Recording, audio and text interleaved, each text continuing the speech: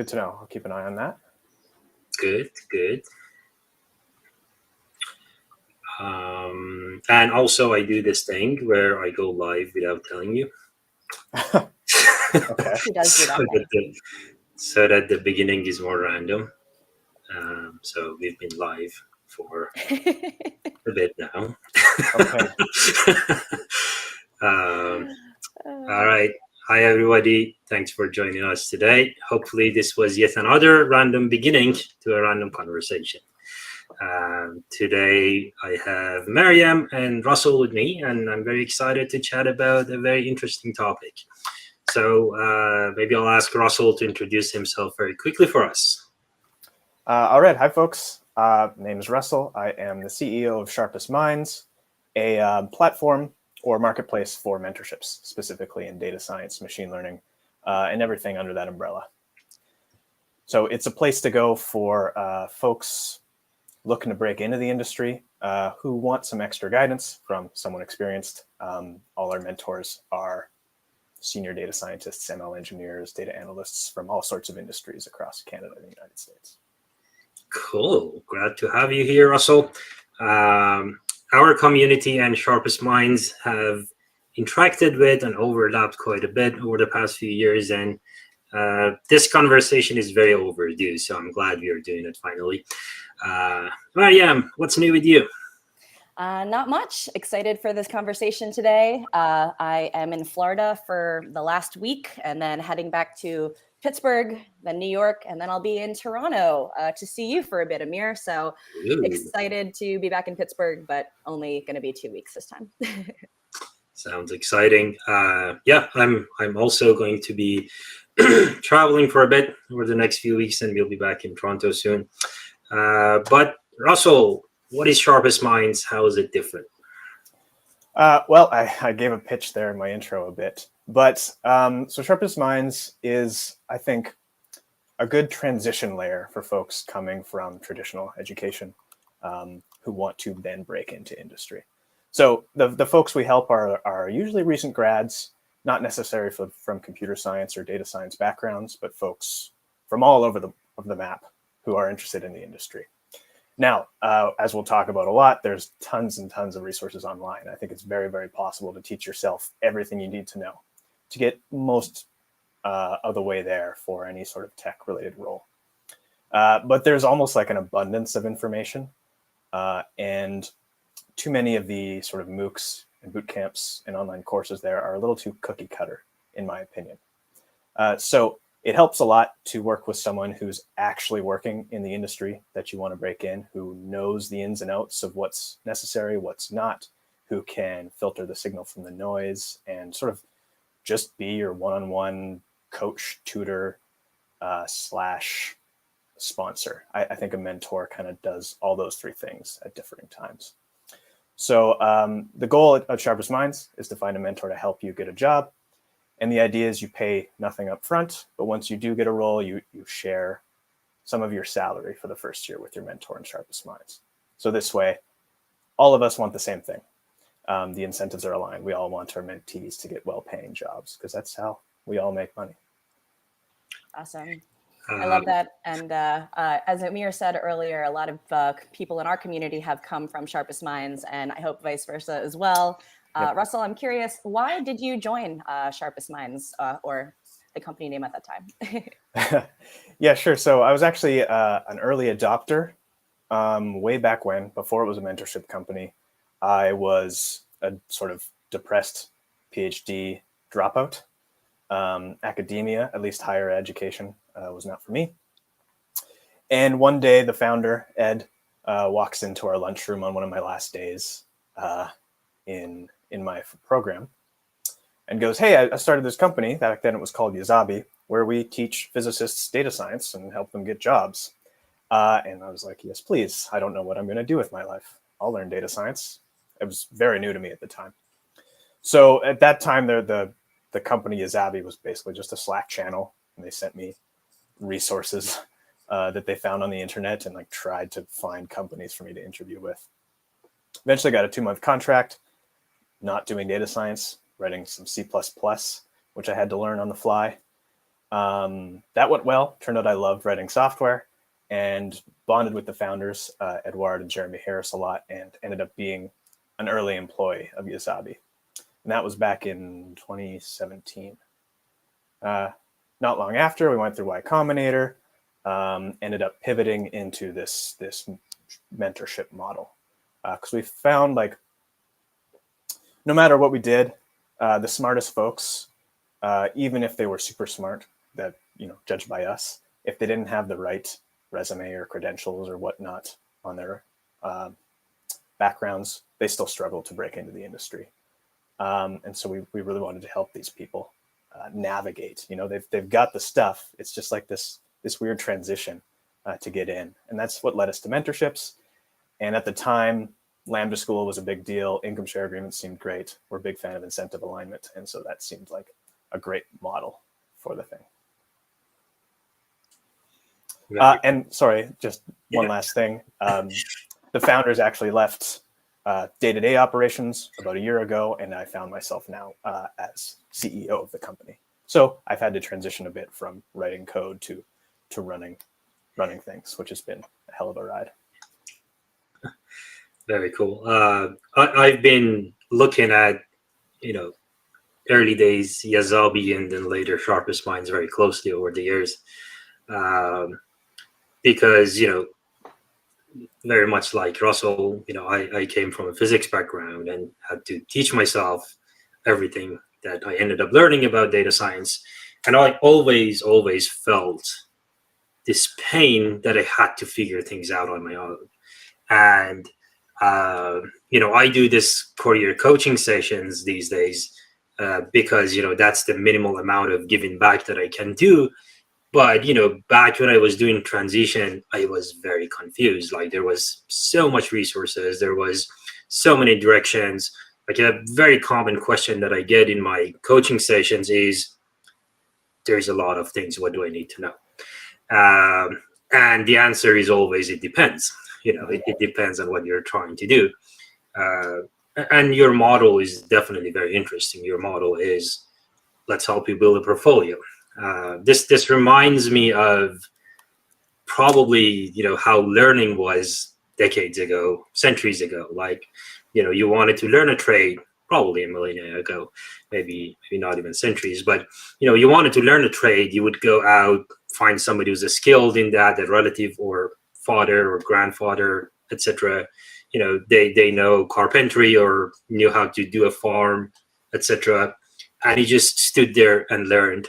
And as you say, it was, a win-win situation, because a young person getting trained in the trade means more workforce, win-win, etc., etc. And it's interesting that, you're bringing back the same type of mentality in a very, very modern setting. Yeah, I think one thing you said, Amir, is that, you wish you had some guidance back when, and a lot of our mentors say the same thing. This is the reason why they want to mentor themselves. They want to be the mentor they wish they had when they were making the transition. But I totally agree that, apprenticeship, and I think it's still the model for a lot of trades and things like that, but it kind of fell out of favor, I guess, for knowledge work. But I actually think it still mostly exists. Most learning for most jobs happens on the job and not at the university. And my sort of hottest take on education is that it's mostly about signaling, and most of the actual learning happens after the fact. That's so true. I like to think of mentorship rather as the modern day kind of version of apprenticeship, internship as well, but that kind of one-on-one learning and helping from the other side as well, I think is important for really getting that hands-on piece. Cool. So it sounds like now where we are nowadays, there's so much information coming out. It's hard to navigate. Mentorship is one great way to kind of help figure out which pieces you need to start with and how to best go through that. But in general, like with this rise of information, it sounds like information is going to be more freely available as time goes on. Would you two agree with that statement? Yep, totally. That's one of the perks of the internet, but we're also kind of seeing the downsides. Like, there's too much information. It's hard to know what to trust, what not to trust, and what's valuable and what's not valuable. For sure. I definitely want to return to that, but I kind of want to get an understanding of education in general. So like, what are our thoughts about formal education, where it was, where we are now? Maybe I'll get started and pass the ball around. So yeah, I mean, the way I see it, for a while we launched our platform as an edtech platform. So for a while I read about these things, but then we moved on. So the way I see it is that, as I said, like things were very experiential. You essentially wanted to learn a trade, you find somebody who knew it, and they just essentially literally showed you how to do it on the job. Probably it started from simpler tasks, gradually to more complex tasks, etc., etc. So it was all experiential. I don't really know the details of the history, but probably at some point we transitioned from that. Probably it is coincidental by some industrial revolution where people started working more in factories.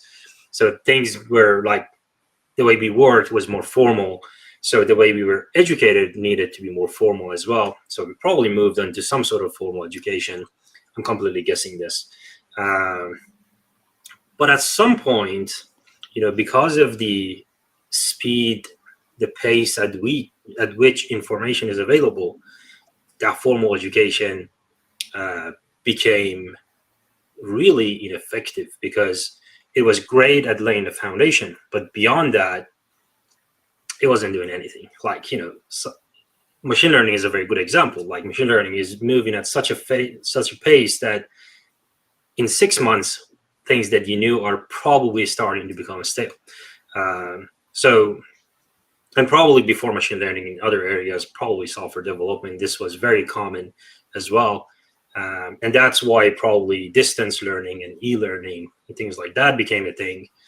So that, you went to university or some sort of formal education, got the foundations, but beyond that, the real learning was happening on the job and as you were running into problems.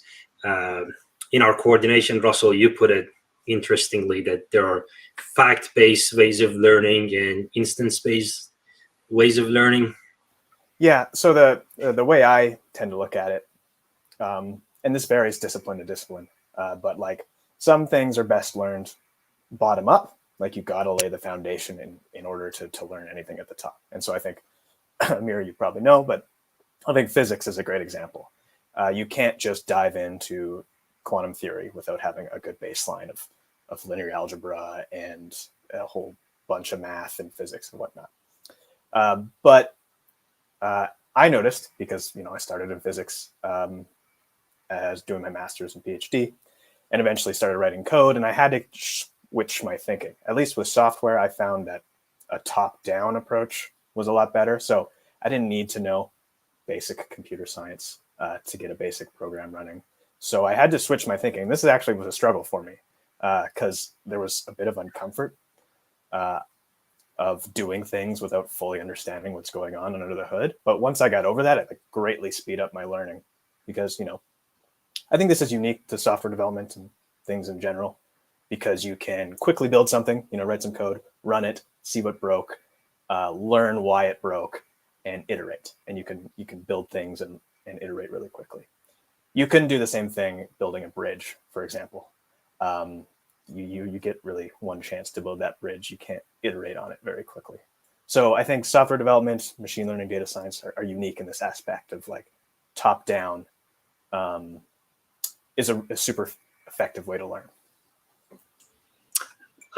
This reminds me of an argument that I had with this friend at my previous job, who is very interested in philosophy, and we always discussed a fundamental difference between computer science in general, actual sciences. I'm not going to sugarcoat it.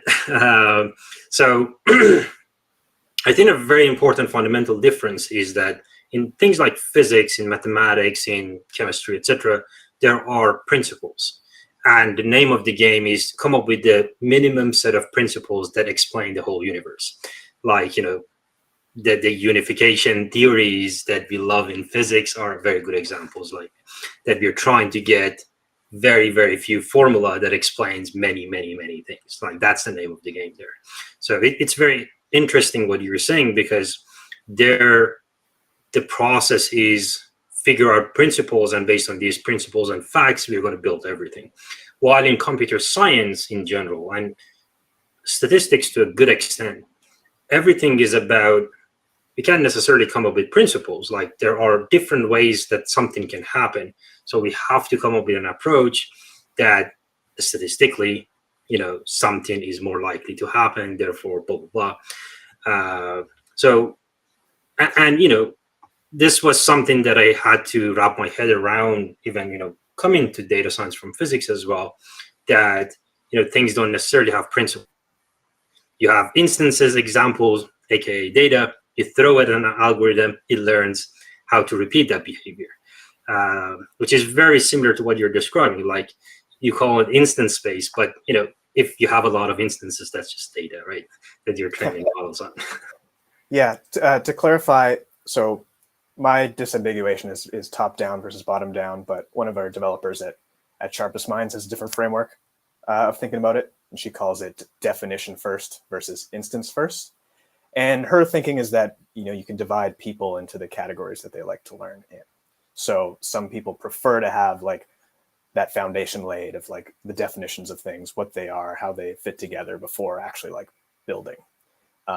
Whereas some of us, like me, I like to see an instance first. Like I'm much better at grasping the underlying foundation if I can see how it's applied. And I remember early days learning data science, this was a struggle for me, because a lot of the tutorials would spit out, a number, an accuracy number or prediction. And I had such a hard time connecting this to actual real world applications that like I struggled a lot until I actually built something. So a good example is like Fast AI, which is this course on deep learning. And it's been a while since I did it, but the earlier iterations were very top down. Like the first lecture, you built a classifier to classify dogs versus cats.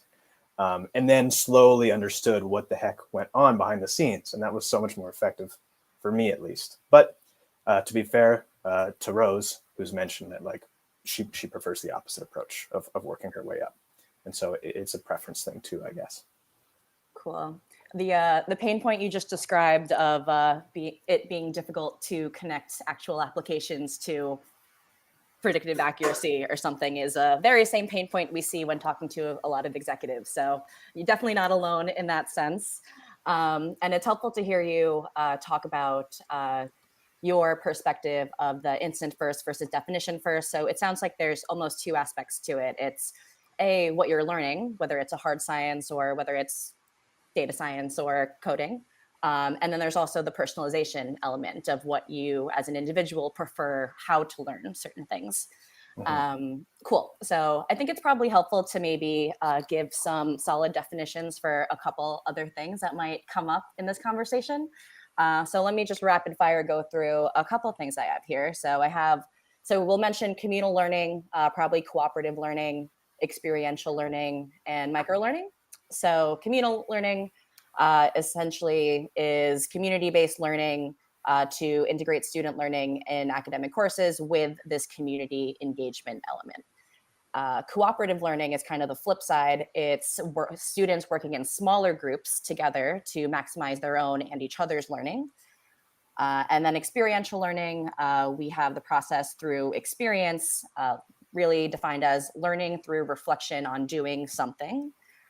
And then micro learning, there's definitely some overlap with a couple of these definitions, but micro learning is a more holistic approach for skill-based learning, dealing with smaller units of content.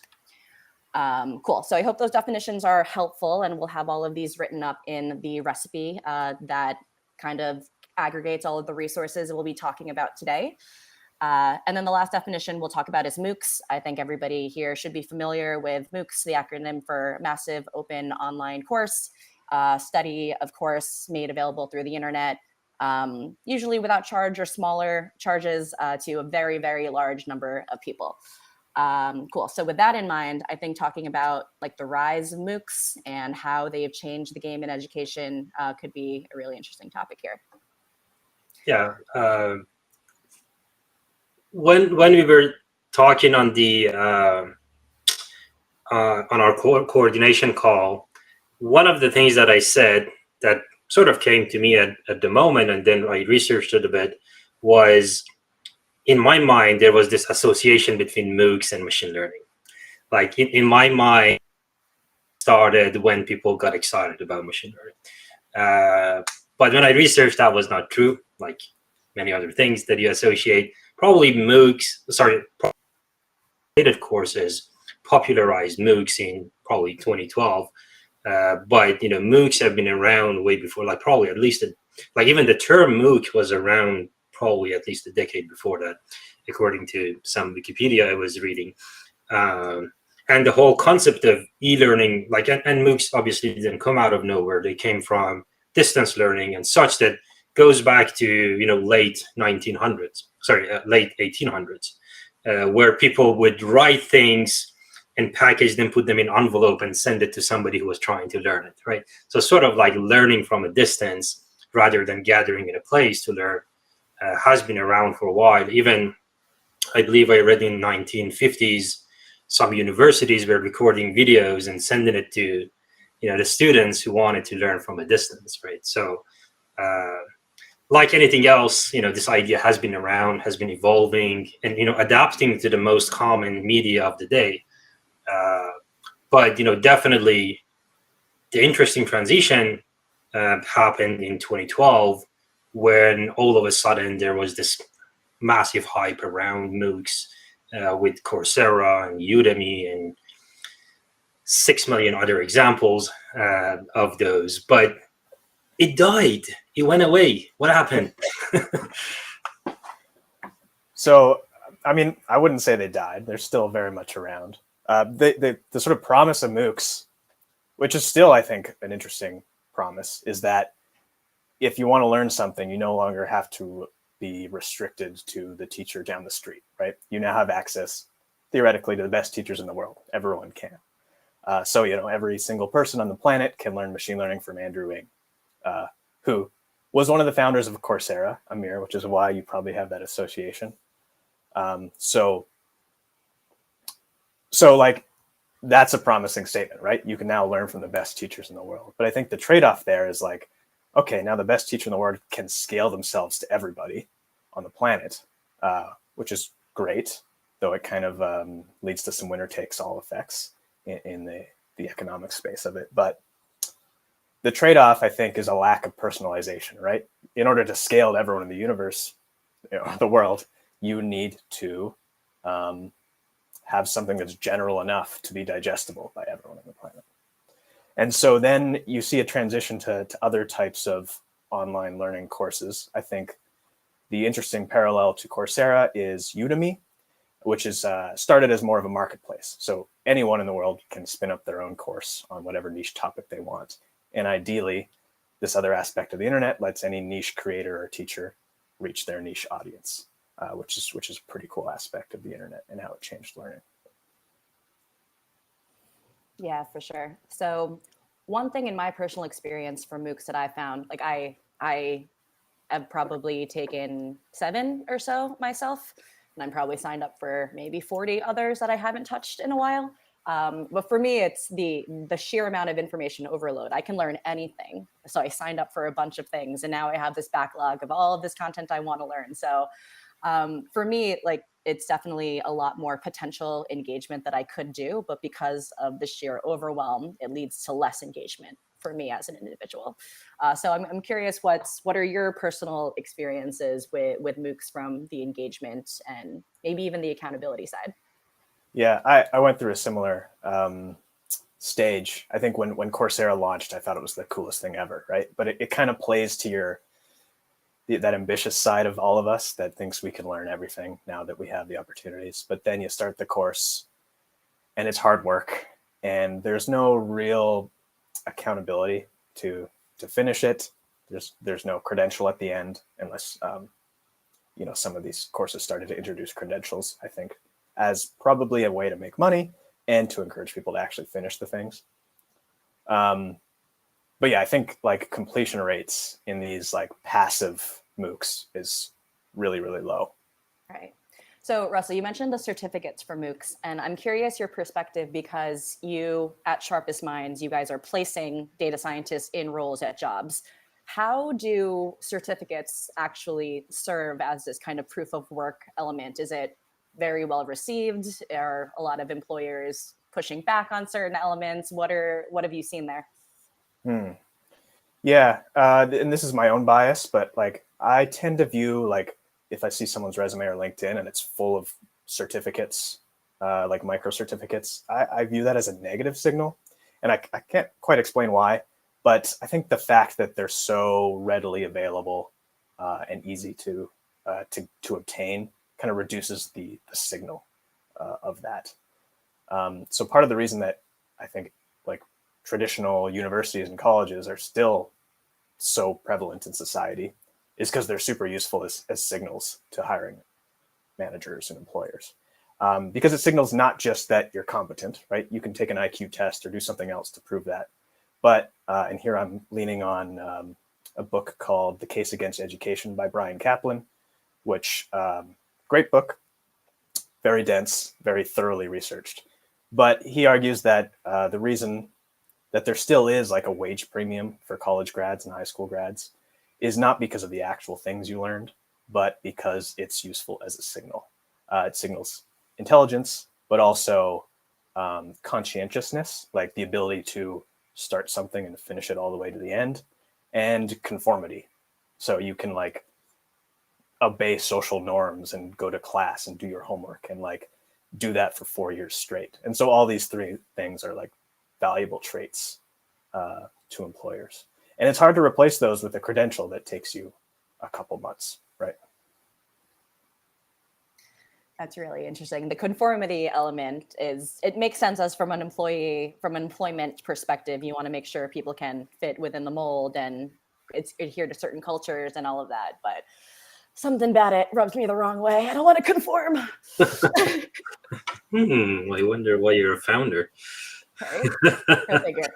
Yeah, I think there is also another interesting aspect to what you said, Russell, which is the trade-off between access and value. So a lot of the time, I guess both of you said that you had this experience where something was very accessible. You knew that any day I want, I'll open my laptop and continue the course, and you never did, right? Versus, a classroom that if you don't show up, you've missed it. You could probably convince a friend to give you notes, but it's never the same experience. While the experience of the online course is always there when you go back to it. So I think that's also another big part of the problem. And it also ties back to the problem of signaling. Like essentially, it was so easy for you to do. I literally tell people in my coaching session that if you have an Andrew Ng machine learning certificate on your resume, and that's the most interesting part of your resume, so did another 1 million people, 2 million people at this point probably. So there's nothing interesting about you. So there's definitely a significant trade-off between access and value. But I think we should shift a bit towards the future. So we're seeing a lot of interesting work that is happening, and of course, online learning is not going away. So there are a lot of interesting things that will happen as we go forward. Models like what you are doing today, Russell, where you're matching people with mentors who want to give back, but also, as you said, there's monetary win-win situations for everybody. Somebody's raising salary is good for them, but also somebody who helps them gets a benefit from it. It's sort of an, you call it income sharing agreement, but it is an equity-based kind of setup, right? Like you're essentially helping somebody increase their equity, and you have sharing that equity. Right? But speaking of the future, I think there are a lot of applications where we are trying to use more intelligent systems to solve the problems that we mentioned with online courses, which is engagement, obviously, interplay between access and value, them being very cookie cutter kind of things. And I think we already mentioned one example, like personalization. I know, Mariam, you researched this extensively, so I'm going to pass it on to you. But I'm going to leave this section with one comment that everybody is trying to do personalization and adaptations of sorts. But I think the biggest problem that MOOCs have, that very few people are working on, except company kind of ideas or what we are doing, is the problem of accountability. And I'm not sure how you would solve that problem with machine learning, but let's come back to that in a bit. Oh, go on. On accountability, I think that's where you see the next, or one of the most recent buzzwords in the education ed tech space is cohort-based courses. And so people realize that MOOCs, when you can take them whenever you want, missing the jargon there, don't do well because you're on your own doing them and the accountability is not there. But if you're doing it with a group of your friends or a group of other people at the same time, that ideally helps with engagement. So cohort-based courses, I don't know how effective they are, but I know that was pretty hot, at least last year, in like the Silicon Valley ed tech space. Mm-hmm. Cool. So cohort-based is like a manifestation of cooperative learning. Is that fair to say? Yeah, communal or cooperative. I'm not clear too much on where the boundary is there, but the idea is like there's a start date and you start with a cohort of people and you all do it, much like a course at a university would be like, right? Mm-hmm. And speaking from my own experience, like going to university, like having some peers, we're all doing the same assignment on the same nights, helped a ton, for both engagement and accountability, and just like being in a common struggle with other people, I think can help a lot. For sure. I definitely have a lot of good/terrible memories of study groups back in undergrad, of people coming together and getting through and learning, but also commiserating at the same time. So it definitely helps people get through it. As far as the question of how machine learning is going to kind of approach the accountability part, the closest thing I could find in my research of applications were maybe the virtual assistants, virtual teachers, smart tutor aspects. But from what my limited research, I still don't think that's going to be enough and really have that element of true accountability. So like some of the things in virtual assistants I've learned are like the smart tutors. There was an example in Singapore where virtual teachers in the form of robots were teaching kids to read stories and then give assistance for simple math problems, and then also help introverted kids kind of better evolve. So that helped because it was adding this virtualization to the educational body and helping boost student performance. But it's still a robot at the end of the day. Like what happens if you say no or just ignore it? I'm not sure. But the biggest application I saw of machine learning in education was probably around the adaptive learning or personalization side. So my favorite example that comes to mind is Duolingo. Duolingo, Pittsburgh-based startup, go Pittsburgh, founded by a guy named Louis von Ahn, who's a professor at Carnegie Mellon. This guy actually did early pioneering work with Manuel Blum on CAPTCHA technology in the 2000s. Therefore, he was one of the pioneers of crowdsourcing in general. So Duolingo, great company. I'm using it now to learn Spanish, try to survive when I travel a bit. But essentially, they use machine learning to help improve the language teaching process. I think the app has over 300 million active users right now and is valued at over 2.4 billion. But the ML and the deep learning algorithms, probably some statistical algorithms as well, helps the user learn and remember the words in a new language, and then also keeps track of what the user is getting wrong to help bring back some of those lessons at the end of the specific example. So on the Duolingo example, super interesting company. My one concern, and I have this with basically any machine learning application, is like, what exactly are they optimizing for? Is it learning a new language, or is it keeping their users engaged. Because at the end of the day, if that's the revenue model, that's what they're optimizing for. So I haven't used it myself. I found the gamification of it a little off-putting. But I'm curious, Miriam, are you finding you're actually learning Spanish, or are you just turning on the app every day and doing some games? So a little bit of both. But I will say I look at Duolingo versus how I was taught language formally in high school. I actually studied Japanese in high school, but in college I did a couple years of Spanish, and that was very rote memorization. It was going through definitions. I didn't feel like I was actually learning it from a conversational element. With Duolingo, I do feel like I'm actually picking things up. And, I went to Costa Rica for a couple months and somehow survived. So I think it did help a little bit in that sense. Nice. Yeah, I feel like pair it with a mentor, someone you can have conversations with on a regular basis, and you're golden. Right. And maybe pair it with a conversational agent. That could be like a chat bot that you can talk to in another language, could be pretty effective. So I don't know if they've built that out or are building that out now, but I think I've heard some murmurings about that. They also do a good job of, they have podcasts telling simple stories in Spanish. And there are a couple other ways that you can engage with the community at large, but I don't know if they have any individual one-on-one mentorship type stuff.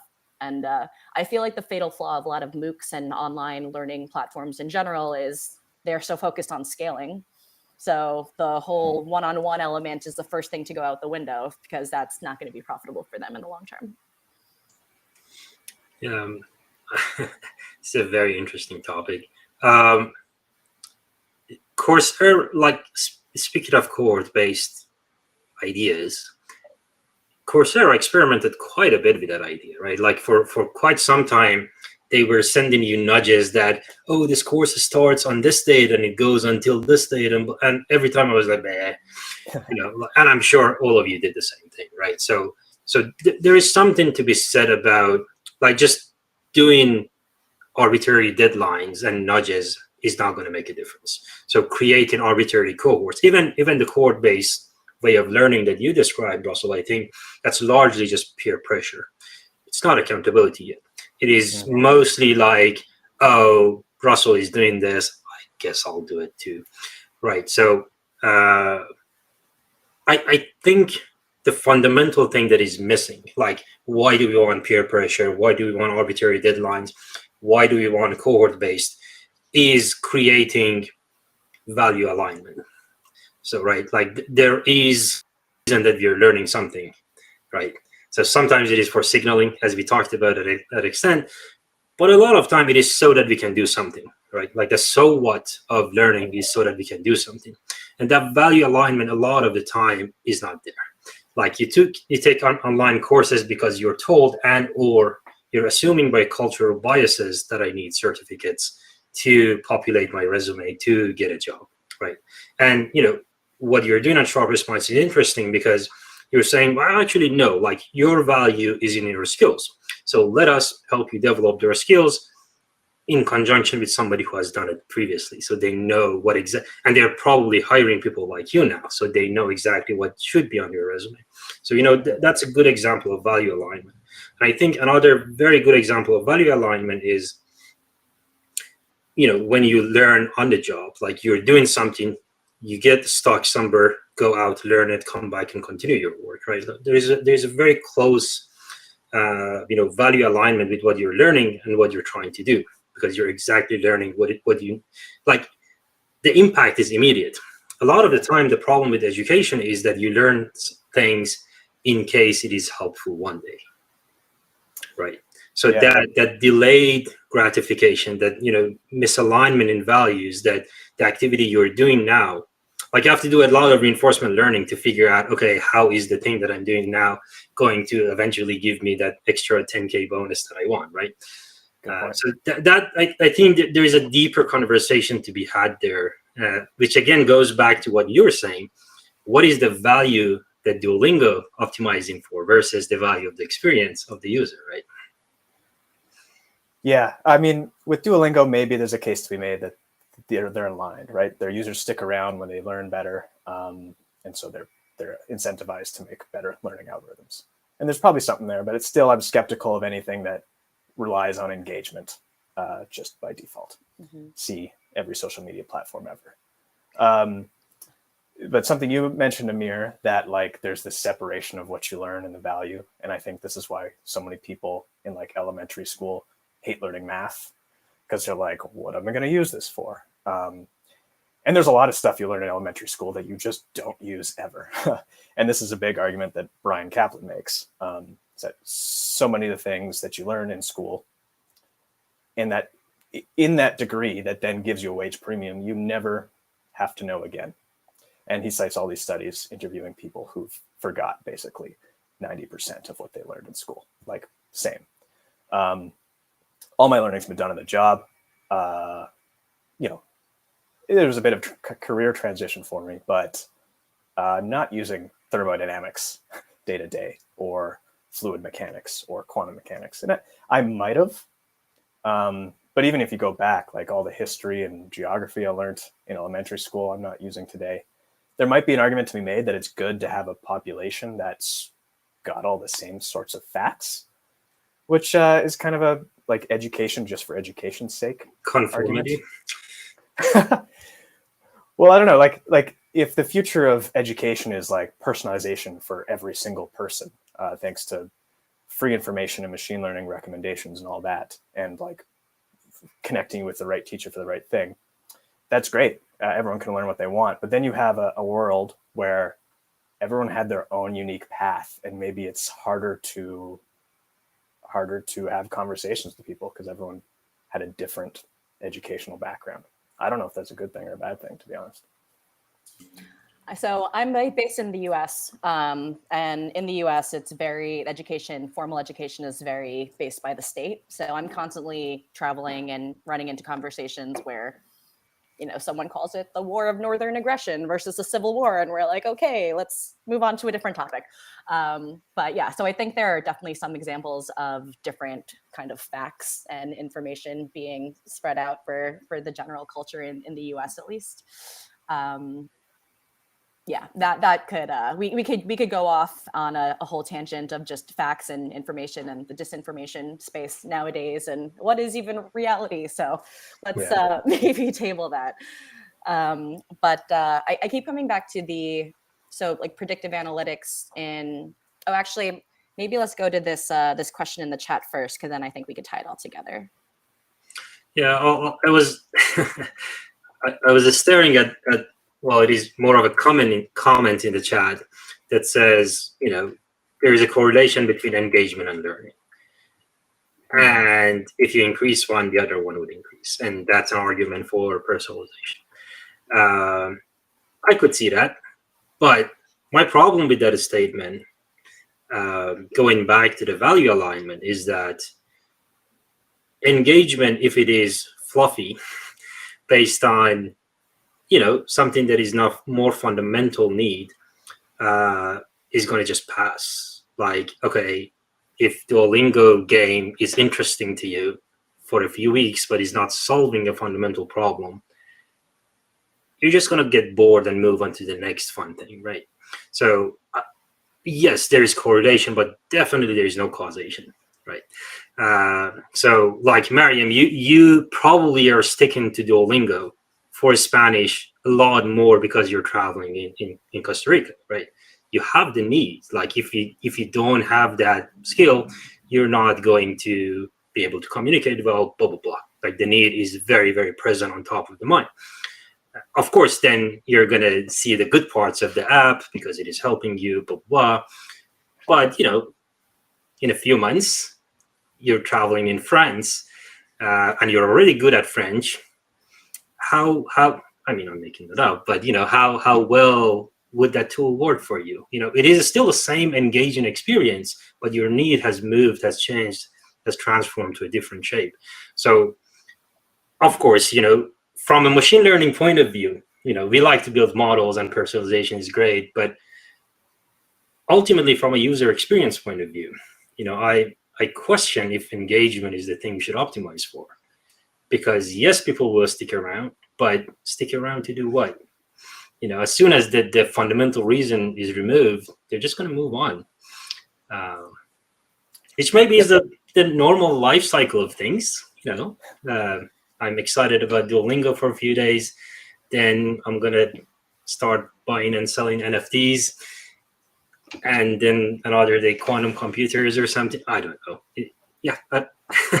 What are your thoughts on this? The like at the end of the day, and I think about companies a lot like I think about machine learning algorithms. And like I think the value alignment problem is a very already real problem with companies. Like they're essentially like these agents that pursue making money. They try to bring value to their shareholders. And no matter how well-intentioned everyone working there, no matter what the mission is, like it all comes down to like, what's the objective function, which is like, how do they make money? And if they make money by people renewing their subscriptions, then they have to find ways to keep people engaged forever, right? There's not an end goal where you're fluent in Spanish and you don't need us anymore, right? Then they have to convince you to learn another language. And maybe that's great. Maybe that means more people learning more languages, but not going to dismiss the whole thing. I'm just always skeptical of engagement as a function. Yeah, that's fair. I will say with Duolingo, they do a lot of personalized marketing. I get many emails where it says, I made Duo sad with the sad face. And that does make me hop on sometimes. But going back to what Amir said, the need, I think the value alignment based on needs is a problem that exists in all education, whether it's an app, whether it's formal, whether it's a MOOC. So I don't know if any organization is going to be able to solve that, or even how to think about approaching solving something like that. Yeah, well, I think right now, like formal education, there's a huge disconnect between the value you're actually going there for and what they're giving you, right? So most people, if you ask them why they're going to college, they'll be like, because I want a good job after. And that's rational, because you look at the stats, you're going to get better pay if you've got a college degree or a university degree. And so it's a sensible thing to do. But you go to college and you graduate and you feel very unprepared for the job market. I know I did. I see a lot of mentees coming from all sorts of degrees who feel wildly underprepared. So you go to the colleges, you go, what's the deal? Like, why aren't these people prepared for the job market? And they'll tell you, because we're just here to educate. We're not a job making factory. Like, we taught you this stuff. That's what you paid for. Good for you. You can leave now. And so like society treats it as like this way to get a job, but like the actual service they're delivering is just education. And I think that'd be great. Like I could see myself going back to school and learning philosophy at some point, but just for the sake of learning, because that's what the value I would get. And so that the trouble here is separating those two things of like learning what you need to get hired and signaling that you're good, and then like learning for learning's sake. I was listening to, I believe it was a Freakonomics episode, where they were talking about, the crisis of a student debt in the US, right? So your parents and yourself probably have to spend a lot of money and stress and many, many, many years of repayment to just get through education. And that's completely divorced from any outcome that education enabled you to do. Like you could have gone through 4 years of college and ended up being a person on the street who doesn't have any skills to do anything, or you could have gone on to become a very, very wealthy CEO of a big company, right? So, and the amount of debts that you carry in both cases is the same, which is very interesting. Like not only the value is completely divorced, but the cost is also completely divorced, which is a very good point to be like, wait a minute, are we doing this right? Mm-hmm. And the argument that the guest on that episode was making was that we have to move on to an equity-based system where, depending on the outcome of like the university or the student loan providers, get compensated based on the value that you get based, of course, that there's correlation on how ambitious you are and blah, blah, blah, how lucky you are, etc. But, that's one step better than the current system, which is just constant for everybody, regardless of the outcome. So that's definitely a very interesting very interesting topic. I want to quick. Yeah, I want to make a quick comment about so the value being divorced and the cost being divorced is, as soon as you said that, I was like, yes. But also some of the content that they're actually teaching in formal education, like this, formal education couldn't move fast enough to incorporate machine learning into a lot of their courses, which is why a lot of MOOCs came up and is now some of the standard content and educational format for a lot of those topics. So yeah, like I remember graduating undergrad and going to career services and them giving me a list of all of these careers and jobs that exist. Half of them don't exist anymore. They were like IT professionals. It's a very specific thing that may have been back in the 90s, but career services universities don't have the information to actually update the job market and have a good understanding of the landscape even. So it's funny. You're right. They take your money and then they say go, but then they keep you in the loop with their alumni services, asking you to donate back, right? It's because they make money regardless. And so I'll just put a plug for income share agreements, which I think are the right step in this direction. Schools can offer it. Sharpest Minds does it. And now, like, it's outcome based. We'll only make money if folks get jobs, if they get what they sought. And I think we'll see, and we're already seeing more schools offering that. And that probably means like degrees will get shorter because you don't need all that fluffy nonsense that you're never going to use. You can go get that later if you're interested in it. It's on the internet. It's free. You can learn whatever you want to learn. But if your goal is to get a job, I think aligning that getting a job with the revenue model of whatever institution is the right path forward. Finding happiness, not getting a job. I'm kidding. I wish you weren't kidding. That sounds like a good goal. I'm not kidding, but I know that's a whole other conversation. If you could monetize happiness, maybe there's a company that can take a share of it, but that's tough. Won't that destroy happiness? Well, I think we first have to define happiness. On that philosophical note, we have collected a lot of resources and wrote a lot of notes about the topics we're talking about. You can see the link to it in the video description. But I would love to ask Mariam and Russell, what's one resource that you think people should definitely look at when they take a look at this recipe? Yeah, so we talked a bit about adaptive learning as one of the ML applications for education, but we have many, many other resources here. One article in particular called 6 Ways Machine Learning Will Revolutionize the Education Sector goes into more detail on adaptive learning, intelligent tutoring system, learning analytics, virtual assistants, and predictive analytics. So I think that's a good article to check out. Cool. Nice. I'll put in a plug for that book that's been a huge influence on me and jives with my experience as well, The Case Against Education by Brian Kaplan. Now, it's very dense. Like, it's basically like a literature review of a lot of economics papers, but super interesting stuff.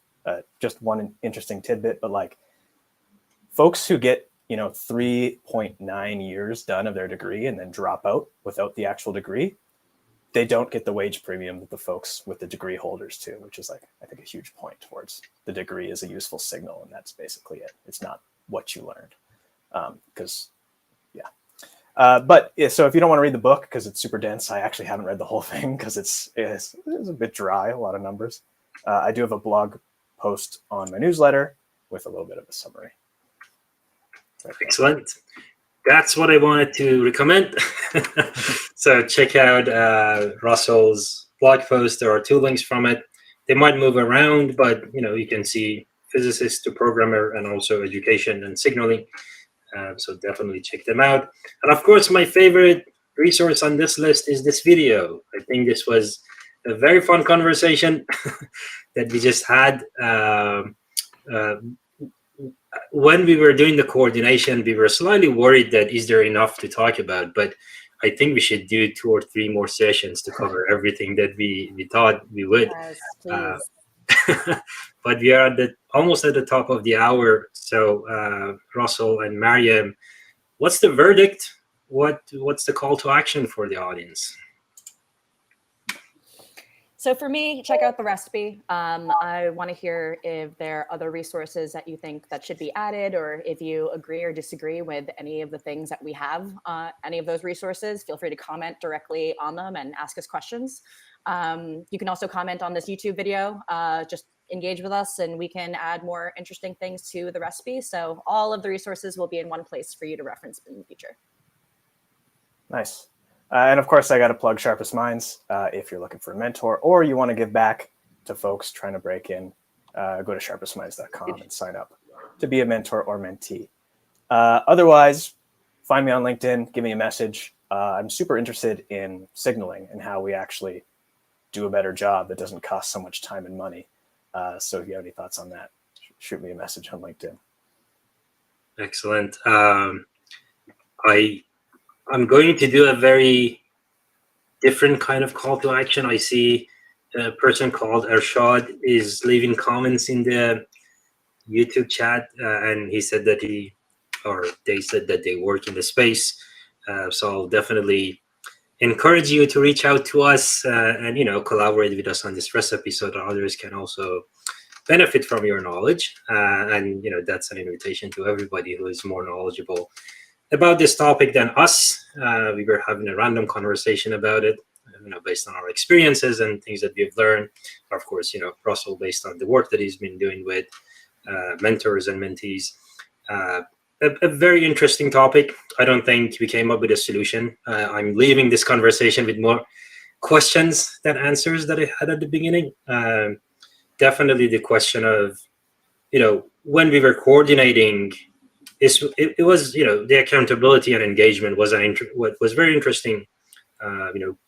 Were very interesting questions to ask. But as we were talking, it just reminded me of the value misalignment that is very, very drastically visible in the space of education. And then what are we doing education for?